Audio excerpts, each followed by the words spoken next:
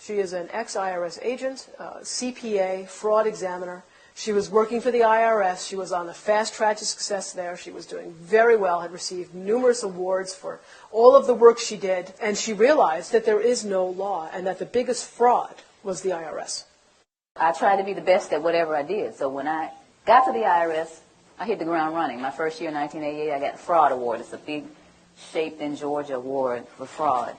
But I got numerous awards, and my biggest one is from the IRS commissioner himself. Back in 1995, it was Fred T. Goldberg. One of the things that I wanted to tip you off on as far as what the IRS does, before I get into the story, they have, well, they had, I don't know what they're doing now, but they had what's called the Market Segment Specialization Program, or MSSP. They would take different market segments, like ministers, and try to figure out how much money you were underreporting. Let's take beauticians, for example. I'm going to audit her beauty shop. She owns the shop, and she has some people working there. Based on the assumption that the IRS has that people don't report all of their money, but they like to put all their expenses on there. So granted, all her expenses are on the tax return, and I figure out how many bottles of this and that she bought, I can calculate a dollar figure. So I'll tell Sophia, after it's all over and we're buddy-buddy, I just shock her, and I say, well, guess what? It looks like, based on my calculations, that you really brought in $80,000, but you have $50 on the tax return. So here, you owe the IRS back $30,000. What would she do? She would sign off on it. I only had 2 cases in 7.5 years where somebody actually bucked at me. People are so afraid. The government and the media have gotten you guys so afraid of the IRS that you don't even buck them. Now, mind you, she might have left some money off. Maybe there was several times where she just didn't report the cash. And maybe that's why. Maybe she has no idea how much she, quote unquote, underreported. Maybe that was it. But they always acquiesce. They got one, anybody own a laundromat, they have one that will calculate, based on your water bill, how many loads will wash at your laundromat. And the point to all of this is what they do to people, and people just acquiesce to it. When I quit the IRS in 1995, and after maybe a year of being Jim Cleaver and realizing that that was just not me, I hung my shingle, which in accounting terms or business terms is you start your own business. Now, you know that picture of Uncle Sam, the one that says Uncle Sam wants you? I used that same picture, and I had it really big, and I says, Uncle Sam wants your money. But I'm a former IRS agent, and I'm going to show you how to get it back. You know, the people came running. And then these people start coming to me saying, I keep hearing that we're not supposed to pay tax. Or I keep hearing that the tax law is a fraud. And like I said, I was raised differently. I never would look at that person and say, you're a cuckoo. I wouldn't even think it. It was like, okay, you know, in this back burner back here, I would think to myself, okay, there's some people out there that actually think that the income tax doesn't apply to us, or it's a fraud, or it's being misapplied. But I didn't do anything about it because, remember, I'm rolling around with my little businesses and whatnot. So one night maybe in early June, one of my pastor clients called. It was night. It was about 9 o'clock at night. And she said, you know what? I think it was maybe a Wednesday night, after her Wednesday night service. She said, I've got this parishioner that just keeps bugging me about this income tax. She's talking about that we're not liable for the income tax, and she wants to talk to you. Can I give this lady your telephone number? And I said, okay. So maybe about 10 minutes later, this lady called me. She said, I have a question for you. Are we supposed to pay income tax or not? And I said, okay. Do you want the cuffed answer or do you want the real answer? She said, I want the real answer. I said, well, I really don't know. You know, even though I'm a former IRS agent, I haven't done the research, but I hear that there's a credible body of evidence out there that says that we don't owe income tax. I was okay. I mean, I took the information. I was sitting there listening like, okay. And, you know, I said, okay, this lady had a lot of information. I don't know where she got it from.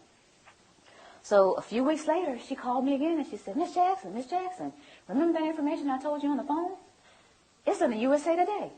Pull it up on the Internet. Okay, so I got the USA Today. It was July 7th, 2000. And it says, Dear we the people, most citizens are not required to file an income tax return. The 16th Amendment to the Constitution is a fraud. And if you file, you waive your Fifth Amendment rights. I said, okay, that's some of the stuff she was saying. Now, this was a lot of reading. But I kept reading because I was very interested, you know, being a CPA and into fraud and all that. I wanted to see what was going on. So here in the third column, it says no one has been able to collect the $50,000 reward offered by Bill Conklin to anyone that can identify the section of the Internal Revenue Code that makes a typical worker liable for the income tax. I'm serious about winning this $50,000. Okay, so it's at my desk. Basically, I just shoved everything off my desk and got the codes out, the regulations out, the tax guide I got on the internet to look at the Cornell University site, all these different things, and I started researching. And 2 weeks later, I said to myself, oh my goodness, we have a problem here. It doesn't look like I'm going to win this money. And I was sitting there at my desk thinking, this thing is a fraud. 2 weeks it took me to sit there and realize that. I didn't just look at the positive, I looked at the negative, I looked at the IRS side. All these things are going on. This thing is a fraud. Being a CPA and a former IRS agent, I sat there at the desk, I was by myself, and all these thoughts started going through my head. The first thought was, now I'll finally open up the codes and regulations. Because see, at the IRS, they trained us with these little guides. We didn't use the codes and regulations. We would get one of these, and you would have to read it, understand it, and pass this little test. And all these little guides that I got, I read them, and I made A's on all my tests. And I thought, and I guess the rest of the agents in training thought, that the information that was in here was the same that was in those stick codes and regulations. But it's not necessarily the same. The things that are in these training manuals are not necessarily the same thing as in codes and regulations. I learned that in my studying. In the time that I was doing the research, I also learned about the pocket commission. And I'm going to let this go around the room, but y'all got to get it back. This is the outside that I purchased of the pocket commission that I had. And before I left, I had the sense of mind to make a copy. This is the little badge I used to flip out at people and say, give me your books and records. Give me your bank statements. Give me all your credit cards, And, people, okay, here. Even the counties, I go to the county, do it. I go just about anywhere and flip this little thing out and get whatever I want. There's a lot of power nuts out there doing that, guys. Y'all know it. Half of you already know about it. There's an enforcement pocket commission, and there's a non-enforcement pocket commission. And I started looking back at this thing. It has SER, Southeast Region. First of all, I'll read it. It has my picture up here, and it says, Sherry Jackson, whose signature and picture appear above, is duly commissioned as Internal Revenue Agent and has authority to perform all duties conferred upon such officers under all laws and regulations administered by the Internal Revenue Service, including the authority to investigate and require and receive information as to all matters relating to such laws and regulations. And it has SER and some other numbers and an A. And based on this Internal Revenue Manual, A means administrative. So I'm an administrative clerk out there on the front lines. And I'm an administrative clerk with a non-enforcement pocket commission. Okay, so I'm starting to get angry here. Starting to think about I had to take bribes and get little tape recorders taped to my body and the little microphones on me and go in and take bribes from people. But, thinking about stuff like that, what they got me out here, and I'm thinking I really have authority. And this is administrative, non-enforcement pocket commission. That was one of the other things I thought about. And then I thought about, and I found out, this is another issue, a levy versus a notice of levy. This is something that I didn't deal with a lot because I was an agent and I just assessed the tax. I wasn't a tax collector. I just assessed it. So this is a notice of levy. And someone said, hey, this is a notice of levy. This is what the banks get or your job or whatever.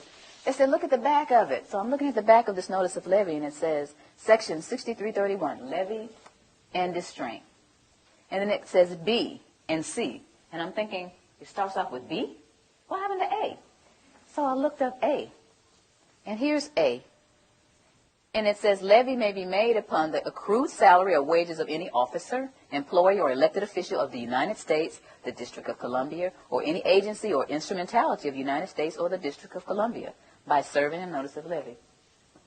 I'm thinking, but that's not most people. That's not the person that works at AT&T or Bell South or Coca-Cola. That's not most people. Aren't people noticing that the A isn't on here? Aren't they curious about it? Why are they doing this? So all this is going through my head during this period of time, and I'm realizing that there's a rat in the camp. That's what I call it. But this is the straw that broke the camel's back. The Federal Reserve is not federal. How many of you did not know before today that the Federal Reserve isn't federal? If you didn't, don't be shy. If you didn't know before today that the Federal Reserve isn't federal, raise your hand. Most people don't know that. 9 out of 10 people that I asked off the street don't understand that the Federal Reserve is a non-auditable private banking cartel. They are collecting $36 million an hour in interest from the American people. $36 million an hour in interest from the American people. My children, my 2 children, were born $86,000 in debt based on the national debt. Now, why am I going to take away from those children to give to somebody that is going to be born in 2030? That's not going to happen. So that was my decision. It was very easy. You know, you think about stuff like fear. Oh, the IRS is going to get you. They're going to take your stuff. That's not important to me. Stuff's not important to me. My children are important to me. I'm one of those mothers that will roll up her sleeves with one leg and try to whoop you if you mess with my children. And I think that a lot of mothers are like that. So this is what my decision was. And I went on and started educating people. One of the things that people asked me once I made this decision and started talking about it, how are we going to run the country without the income tax? I don't know how much Dan got into it, but the Grace Commission report that Ronald Reagan put out in 1984, says that none of the money collected in income tax goes towards running the country. But the bottom line is it's not going towards running the country, so you patriotic people out there, you've been fooled. Beardsley Rummel, he was Federal Reserve Chairman back in 1946, did a speech before the American Bar Association. The title of his speech was Taxes for Revenue Are Obsolete. Within the body of this report, he says that the taxes, the income taxes for redistribution of wealth. What is redistribution of wealth? What is that? That's taking from me that I've worked hard for and giving it from somebody else to somebody else. Shouldn't I have the right to redistribute my wealth if I want to? Another question that they ask me is, how come I haven't heard this on TV or on the radio or in the newspaper? Well, sweetie, the simple answer to that is the same people who own the television stations and the newspapers and the radio stations are the same people who are involved with the Federal Reserve. And here is a little statement that says that it only requires 5% ownership to significantly influence the media.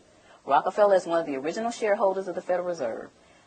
As early as 1963, the House Banking Subcommittee reported that Rockefeller, through Chase Manhattan Bank, controlled 5.9% of the stock in CBS and the bank and gained interlocking directorates with ABC. I went all the way through high school, all the way through college, all the way through testing for the CPA, and all this IRS training and didn't hear about any of this. You think they want this information out here? For you guys to eat up and chew up and find out what's really going on? I don't think so. Now, another one. Why don't we just tell our elected officials about this? And to make a really long story short, the We the People Foundation, the same people that put out this ad, put together a hearing. And these 40 researchers were going to ask the IRS and the DOJ these questions. And we're going to have this big meeting in Washington called the Truth and Taxation Hearings. Okay? So we got together with 537 questions. So we sent them the 537 questions so they could research and have the answers. And what did they do? They reneged on coming. They signed off on it, but they reneged on coming. So you all didn't get to hear the truth. We went on and had the hearings anyway, put it on CD, marched around Washington, giving it to all 535 congressmen and senators. Please look at this information. We got stupid responses back like, thank you for visiting our offices in Washington. The next time you come to Washington, please visit us again. They don't care. Your presidents don't care. Another one that they ask me, or they'll say something like, well, this just sounds like it's some kind of conspiracy theory. Y'all hear that a lot? Okay. But tell me this. What's the difference between a conspiracy and a strategy? Don't you understand that this is all by design? All this black, white stuff. You're white, I'm black. You know, you're Democrat, I'm a Republican. You know, y'all heard of divide and conquer before, right?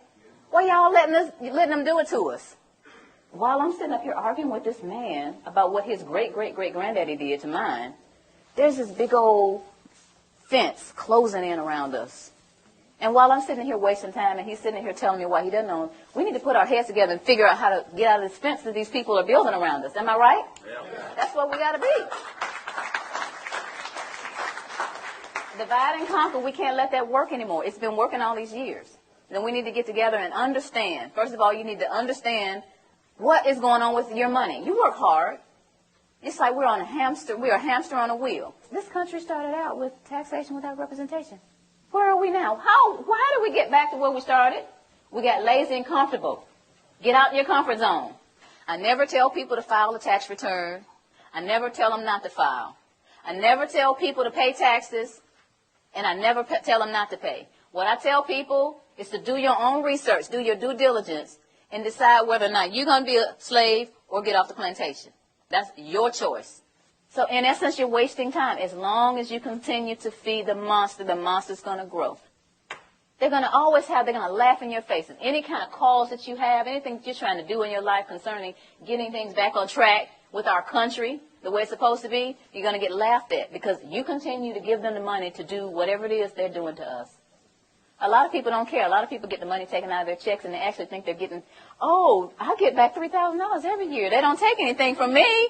I say, sweetie, look at your W-2. They took $14,000. They gave you back $3,000 of your own money. Oh.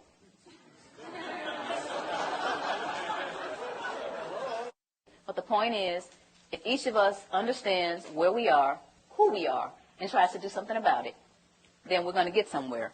This is a great country, but it's off track. And who's going to get it back on track? Yeah. Thank you. Thank you all.